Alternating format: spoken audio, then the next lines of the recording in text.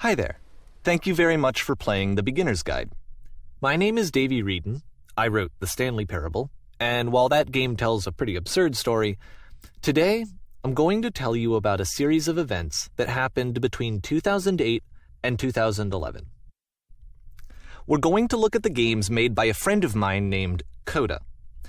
Now, these games mean a lot to me. I met Coda in early 2009 at a time when I was really struggling with some personal stuff, and his work pointed me in a very powerful direction. I found it to be a good reference point for the kinds of creative works that I wanted to make. So just to start you off, this is, I think, the first game he ever made. It's a level for Counter-Strike. You can walk around here, by the way. And mostly it's just Coda learning the basics of building a 3D environment. But what I like is that even though he starts from the simple aesthetic of a desert town, he then scatters these colorful abstract blobs and impossible floating crates around the level. And of course, it destroys the illusion that this actually is a desert town, and instead this level becomes a kind of calling card from its creator. It's like a reminder that this video game was constructed by a real person. And it kind of makes you wonder, what was going through his head as he was building this? This is what I like about all of Coda's games. I mean, not that they're all fascinating as games, but that they are all going to give us access to their creator. I want us to see past the games themselves.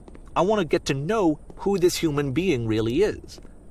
And that's exactly what we're going to do here. So, it's 2008, Coda starts making these games, and he never releases any of them. He doesn't put them onto the internet, he just makes them and then immediately abandons them, and they sit on his computer forever. And I think he really understood this image of himself as a recluse. At one point, he jokingly renamed his computer's recycling bin to Important Games Folder. So, this was just how he worked. He tended to crank them out one after the other without even really pausing to try to understand what he had just made, until suddenly one day, he just stopped. In 2011, that was it. He made his last game, and then he hasn't made another one since. And that's why I've taken this opportunity to gather all of his work together, is because I find his games powerful and interesting, and I'd like this collection to reach him, to maybe encourage him to start creating again. And if the people like you who play this also happen to find his work interesting, then I'm sure it'll just send that much stronger of a message of encouragement to Coda.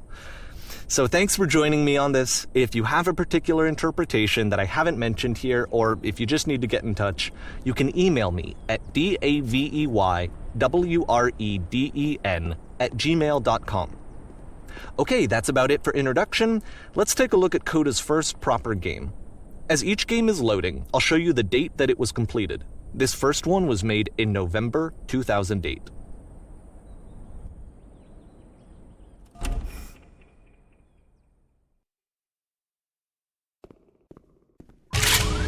Warning. Whisper machine active. Shift destruction imminent. This game is called Escape from Whisper, and it's one of the more generic games you'll see from Coda.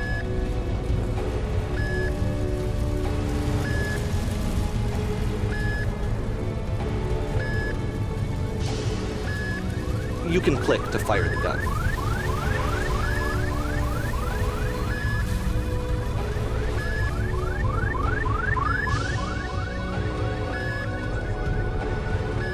Security call breached.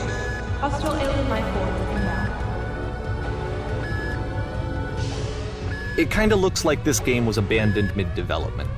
For instance, you have this gun, which you'd think would indicate that there are supposed to be monsters or enemies somewhere, but then clearly there are no enemies anywhere.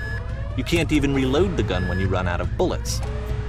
But ultimately we don't really know. Maybe Coda thought that actually it was complete the way that it is. And I think that we should talk about his games for what they are, rather than for what they're not. Enemy force neutralized. Begin ship evacuation.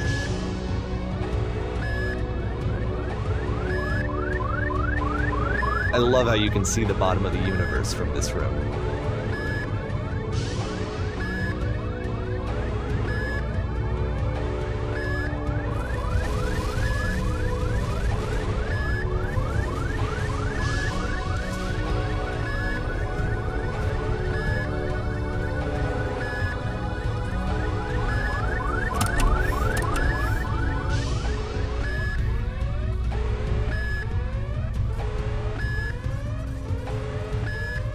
apparently this space station has a labyrinth on it. Sure, I don't know. There's really no reason for it that I've ever been able to discern, so in the interest of time, I'm just gonna skip you on past it.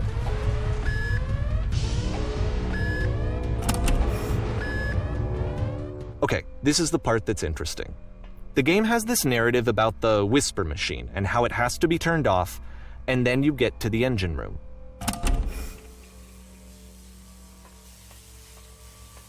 Hey, you there, in the engine room. You could save us all. That beam is powering the whisper machine. We could disrupt it by introducing a great enough heat signature. If your body could stop the beam. It's so much to ask, but for all of our lives, would you do it?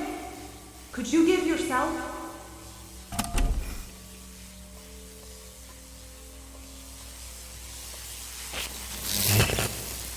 Let me pause here for a second. What you just experienced, stepping into the beam and then dying, is probably what Coda had initially intended when he was developing this level. But when he first compiles and plays it, something goes wrong. There's a bug somewhere. And this is what happens instead.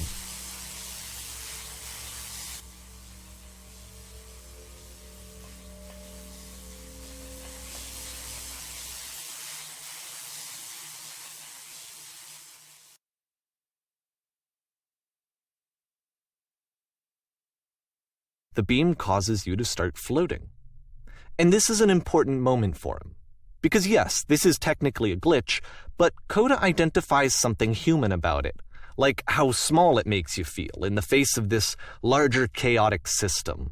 Or this floating could be the afterlife, a peaceful place, juxtaposed against all of the hysteria that you've just had to traverse. I don't even know. I have no idea what he was thinking, but what's clear is that after making this, something lodges itself in his brain. He wants to do more of these really weird and experimental designs. So he stops work on this and moves on to a stream of tiny little games that go in all sorts of directions. Let's go ahead and take a look at the first game he made after leaving this one behind.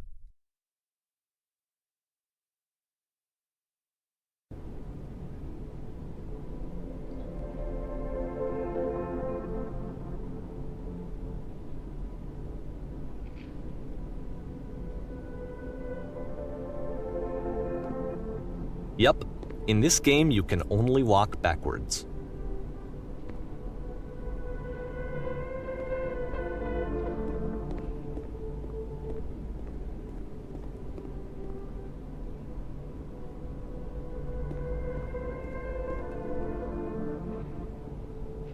So it's a short and relatively minimalist experiment combining motion and narrative. It is less advanced than the previous game, but actually it seems to be more focused, more complete. Coda's trying to give it a unique voice rather than simply basing it on a pre-existing trope.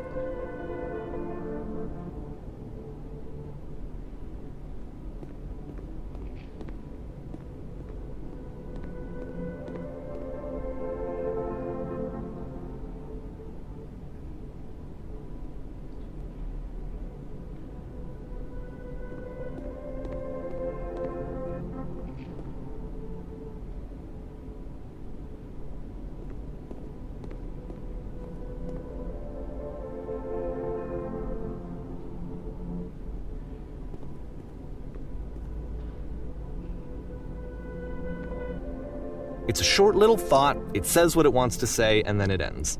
Didn't need anything more than that. Which to me is why it works, because it gets out quick. Okay, next one.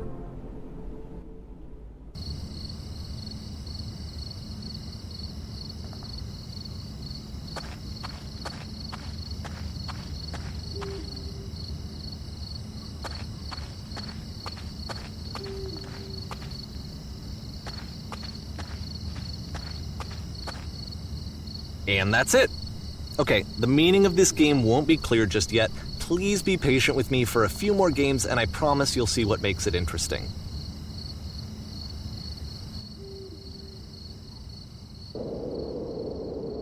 Oftentimes, Coda would put bizarre titles like this one at the start of his games.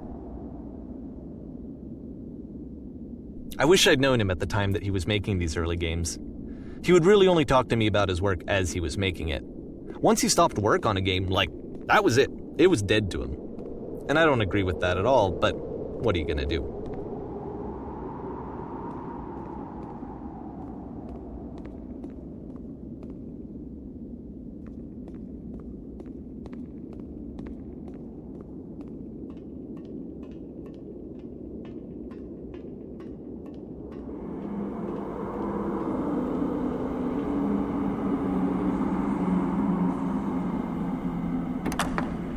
Once you've been slowed to an absolute crawl, the door at the top of the stairs opens. So why, if Coda's not showing these games to anyone, why bother opening the door at all? Well, to show you, I'm modifying the game here so that when you press enter, it'll bring you back up to full speed so you can enter the door for yourself.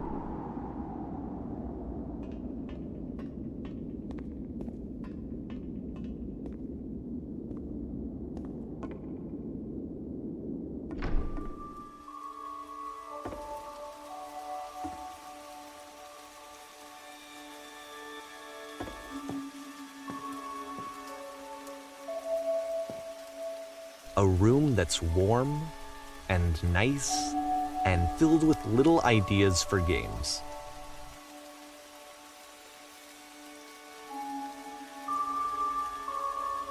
Coda would often tell me that he didn't mind if people thought of him as cold or distant. He said that he knew that he was actually a vibrant and compassionate person, but that it takes time to really see that.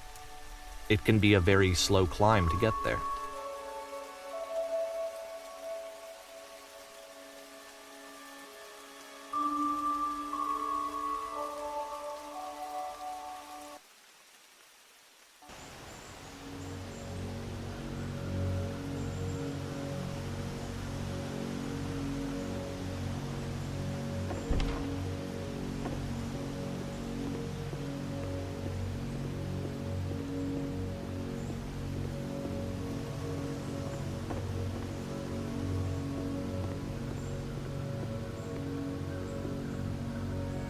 Well, this is new for Coda. It's an actual puzzle. Go ahead and see if you can solve it.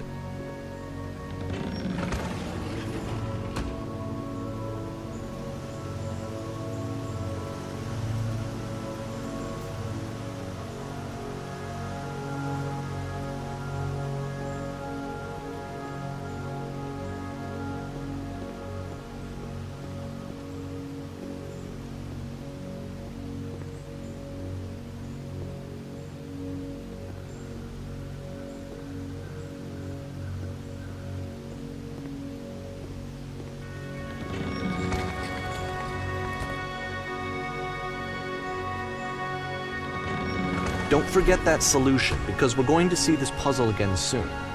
We're going to see it a lot.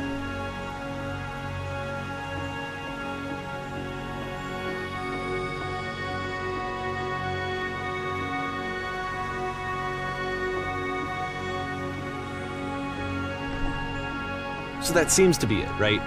You walk down a corridor, you solve a puzzle, you get to the end. Simple enough. All right.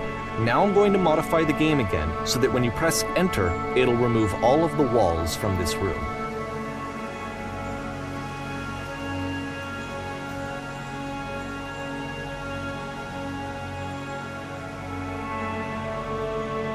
How about that? There was more to it than we had any way of knowing. I actually find it funny that this game comes after the Stairs game, since they essentially convey the opposite idea. So, in the Stairs game, a dull exterior concealed a rich interior. And then, in this level, a dull interior hides this fantastic outer world. Either way, I think that the point is the same, is that most of the time you don't get to know what you're missing, or even that you're missing anything. That's not your role as a player.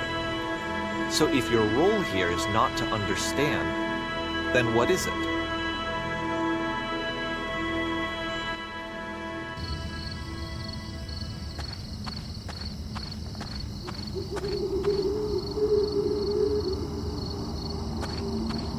Aha! So, this, combined with the entering game from earlier, tells us that Coda believes his games are connected somehow.